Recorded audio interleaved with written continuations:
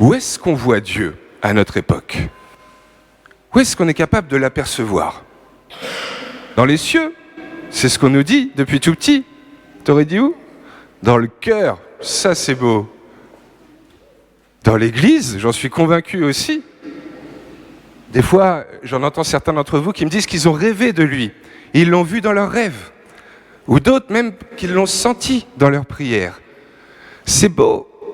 J'en suis convaincu, mais c'est toujours un peu flou. Même dans l'église, même dans notre cœur, on ne le voit pas comme on se voit là maintenant tout de suite. Est-ce qu'on ne serait pas capable de le voir comme on se voit là maintenant? Eh bien si, j'ose le croire. Et d'autant plus après les textes qu'on vient d'entendre. N'est-ce pas exactement ce qu'il nous a dit? Mais il faut le reconnaître, dans un évangile qui est quand même assez surprenant.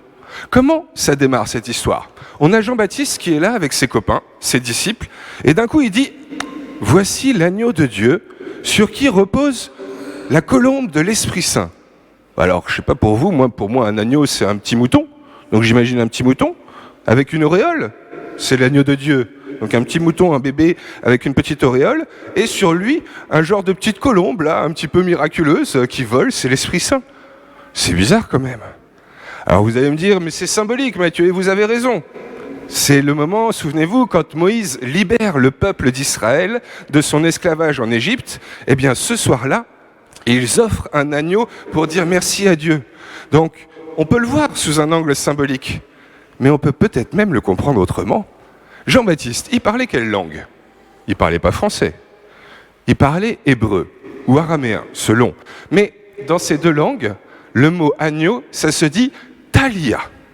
Et est-ce que vous savez ce que ça veut dire d'autre aussi, le mot Thalia? Eh bien, c'est comme en anglais le mot kid. Les kids, c'est quoi les kids en anglais? Les enfants, exactement. Mais ça veut aussi dire quelque chose d'autre.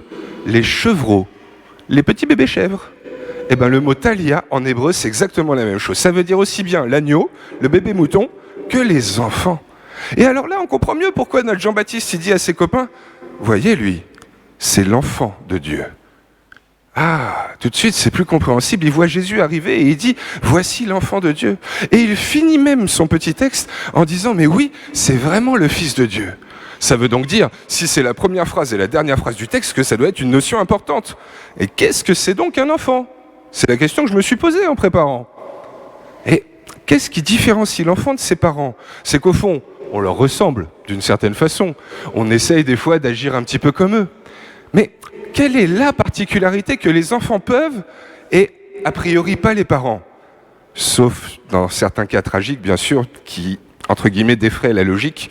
Mais normalement, les enfants, c'est là pour continuer, pour faire perdurer dans le temps ce que nous ont légué les parents. Il y a eu nos parents, et puis ils ont laissé leur empreinte dans nous, notre vie, et puis après nous, ce sera les petits-enfants et les petits-petits-enfants, etc. L'enfant, il permet de continuer ce que les parents ont commencé, et a priori, on l'espère, plus longtemps dans le futur. Donc c'est ça que veut dire Jean-Baptiste quand il dit c'est l'enfant de Dieu. Il dit c'est celui qui vient continuer ce que Dieu fait sur la terre. Et ce qui est génial en plus dans ce texte, c'est qu'il nous dit mais c'est quoi exactement ce que veut Dieu? Eh bien, Dieu, ce qu'il veut venir faire sur la terre, c'est nous baptiser. Et baptiser, ça veut dire plonger. Mais pas plonger dans l'eau. Si je plonge une petite graine dans l'eau, elle va commencer à germer. On voit le petit bout là qui sort, et puis petit à petit, ça va donner un petit arbre, un petit légume, un petit fruit. Mais non, lui, c'est pas dans l'eau qui va nous plonger. C'est dans l'Esprit Saint, dans l'Esprit de Dieu, dans ce qui nous donne la vie même de Dieu. C'est superbe. Ça nous dit donc, d'une certaine façon, que Dieu là-haut, il veut continuer son œuvre ici sur la terre. Pour ça, il envoie son Fils. Et pour que son Fils fasse quoi? Nous offre le baptême pour que nous-mêmes, par son esprit, on devienne de la même nature que lui, qu'on devienne vraiment ses enfants, qu'on devienne des petits dieux. C'est ce que vous êtes, petits baptisés. C'est ce que vous allez devenir dans quelques semaines, chers amis. Des petits dieux. C'est génial quand même. Mais nous, on est comme Jean-Baptiste. On ne le voit pas. C'est ça le deuxième élément quand même hyper intriguant dans le texte. Jean-Baptiste par rapport à Jésus, c'est qui? C'est son cousin. Leur tante, leur maman à chacune plutôt, elles se connaissent bien, nous dit la Bible. Ils vivent dans la même région, ils devraient forcément se connaître. Et pourtant, 2 fois, dans le texte qu'on vient d'entendre, il dit « Je ne le connaissais pas ». Comment on peut comprendre ça alors? C'est surprenant. Mes cousins, je les connais, je sais pas pour vous. Eh bien, en fait, peut-être que là encore, il y a un mot qu'on peut se permettre légitimement de traduire autrement. Parce que le mot qui est utilisé dans la langue originale de la Bible pour dire connaître, c'est Eiden. Et Eiden, ça veut dire voir aussi. Donc peut-être que si on met le mot voir, on comprendrait mieux. Et en fait, Jean-Baptiste, il est en train de dire à ses copains, voyez, il était là à mes côtés depuis le début, lui, le Fils de Dieu, l'enfant de Dieu, mais je ne le voyais pas. C'est superbe. Même Jean-Baptiste, Saint Jean-Baptiste, le cousin de Jésus, il a mis un temps fou à percuter que Jésus c'était le Fils de Dieu. Et quand il a compris encore plus merveilleux. Il a réalisé que parce qu'il était l'enfant même de Dieu, il avait un pouvoir particulier, celui d'enlever les péchés. Et alors ça, c'est somptueux. Enlever les péchés. Alors bien sûr, Dieu, il ne nous retire pas toutes les souffrances. Il y a des fois on galère, on a mal, il faut le reconnaître. Des fois on est malade, des fois on se blesse. Mais lui, il nous propose de retirer tous nos péchés, donc toutes nos culpabilités. C'est ça le péché. Le péché, c'est je commets un acte mauvais, mauvais pour moi, mauvais pour les autres, et je me sens coupable. Et ça me ronge, ça m'abîme de l'intérieur parce que je sais que j'ai mal fait, je sais que j'ai rendu l'autre triste, voire que je l'ai blessé, voire moi-même. Et donc c'est ça qu'il nous propose Dieu, de nous enlever tous nos péchés, toute notre culpabilité mal placée. Comment ? En nous montrant qu'on vaut mieux que tout ça, qu'on est bien plus une petite lumière que toutes les choses mauvaises qu'on fait, mais aussi en nous donnant des super conseils. C'est ceux que vous avez reçus, là, dans la parole de Dieu, dans la Bible. C'est là qu'il nous donne tous ces conseils. Et le témoignage de toute sa vie et celle des disciples, pour ne pas faire des choses qui vont être mauvaises pour nous et pour ne pas être de nouveau pris par cette culpabilité qui nous alourdit. Ce que veut Dieu en premier, c'est pas seulement que demain, après notre mort, on soit avec lui au paradis. C'est nous rendre moins malheureux dès aujourd'hui, nous permettre de nous faire diminuer cette culpabilité qui trop souvent est en train de nous abîmer, nous ronger. Et alors, pour le coup, quand on remet tout ça ensemble, est-ce que vous percevez à quel point c'est fantastique ce qui nous est dit dans ce texte ? Dieu veut continuer son œuvre merveilleuse, de beau, de bien, de bon, de vrai, son bonheur qu'il a fait avec la création. Il veut que ça continue dans notre aujourd'hui, là, à notre époque, en 2023, malgré tout ce qu'on entend dans l'actualité. Et pour ça, il a fait un truc il y a 2000 ans phénoménal, il a envoyé son Fils. Pourquoi ?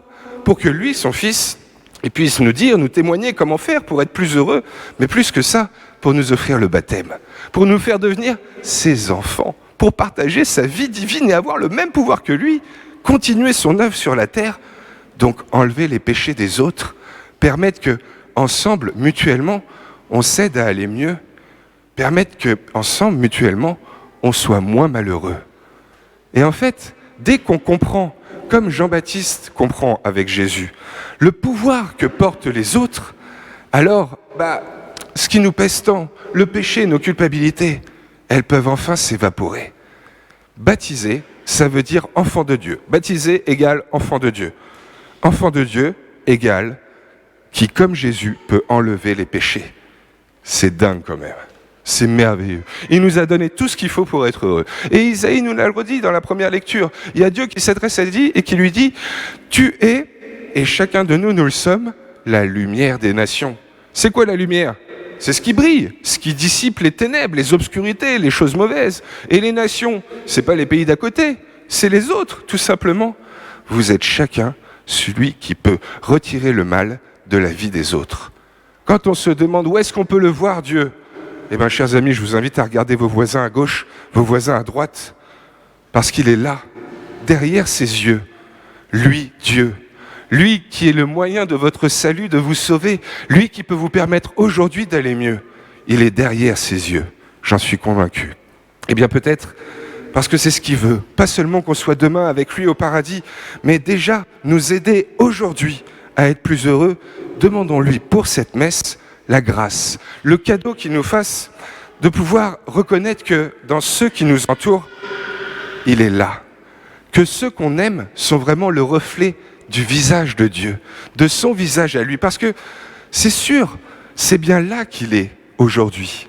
Et en fait, c'est seulement le jour où on saura le reconnaître, où on le verra derrière les yeux des autres, que là, enfin, ce qui nous pèse tant, notre péché, pourra réellement se dissiper.